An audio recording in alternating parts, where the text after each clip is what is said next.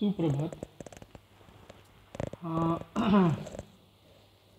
आज जे आपण लेक्चर बघणार आहोत ते प्रामुख्याने हिंदी आणि इंग्लिश या लँग्वेजमध्ये असणार आहे. बहुत करून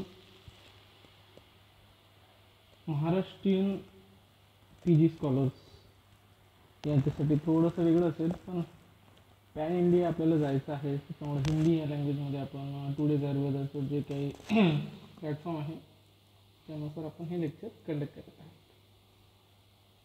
आणि ह्या लेक्चरचा उद्देश असा आहे की NTETचं जे अनाऊन्समेंट झालेलं आहे त्याचं एक रोड मॅप तुम्हाला द्यायचा आहे. आणि दुसरं, आपल्याला जो काही आपला सिलेबस आहे किंवा जो काही डिझाईन सिलेबस दिलेला आहे NCSMने, तो एक कंप्लीट करून एक कॉन्सेप्ट आपले क्लिअर असले पाहिजे. कुठलीही एंट्रन्स एक्झाम म्हटली की त्यामध्ये आपल्याला तत्सम गोष्टी ज्या असतात त्या पर्टिक्युलर सब्जेक्ट डोमेनच्या किंवा त्या विषयाच्या ह्या तुम्हाला माहिती असणं अपेक्षित आहे. बरेच प्लॅटफॉर्म्स आहेत त्यामध्ये डायरेक्ट तुम्हाला MCQ दिले जातात. आम्हीही तुम्हाला MCQ देणार, नो डाऊट.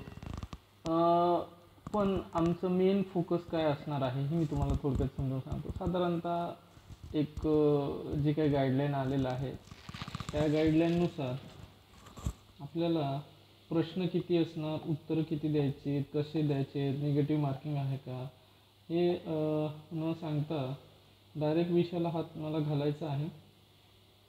साधारणतः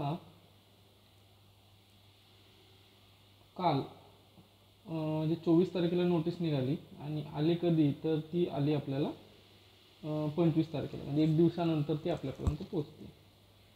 तर त्यामध्ये एक 24 सप्टेंबर 2024 ते 14 ऑक्टोबर 2024 11:50 रात्रीपर्यंत ती ऑनलाईन सबमिशन तुमचे चालणार. त्यानंतर 15 ऑक्टोबरला तुम्हाला फी भरायची आहे, म्हणजे शेवटपर्यंत 15 तारखेपर्यंत आहे.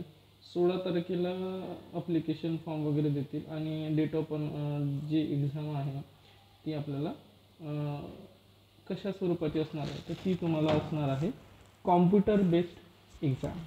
आता बरेच BMS विद्यार्थ्यांनी MOC एक्झाम दिली, तर साधारणतः त्याच प्रकारचं स्वरूप NTA एक्झाममध्ये असतं. आता जी MOC एक्झाम झाली आयुर्वेदिक मेडिकल ऑफिसरची, ती मी सुद्धा दिली. तर त्याच्यात एक ग्रॉसली एक गाईडलाईन अशी आहे, मार्गदर्शन आपल्या माध्यमातून टुडेज आयुर्वेदाच्या प्लॅटफॉर्मच्या माध्यमातून, की तुम्ही जेवढं माइंड फ्रेश ठेवाल शेवटचे 1 दिवस 2 दिवस मेडिटेशन कराल तर तेवढं तुम्हाला आयुष्यभर जे काही वाचलेलं असतं ते पिन पॉईंट आठवतं, असा अनुभव आहे. त्याच्यामुळं अवकाश तत्त्व जे आहे ज्याला आपण व्हॅक्यूम थेरपी म्हणतो, माझे जर आधीचे लेक्चर तुम्ही यूट्यूबवर आहेत अवेलेबल तर ते बघितलं असेल तर व्हॅक्यूम नावाची थेरपी आहे. त्यामध्ये आपण एकदम रिलॅक्स ठेवत असतो आपल्या ब्रेनला, अशा पद्धतीचं ते मी तुम्हाला सुचवित आहे. आता आपण एक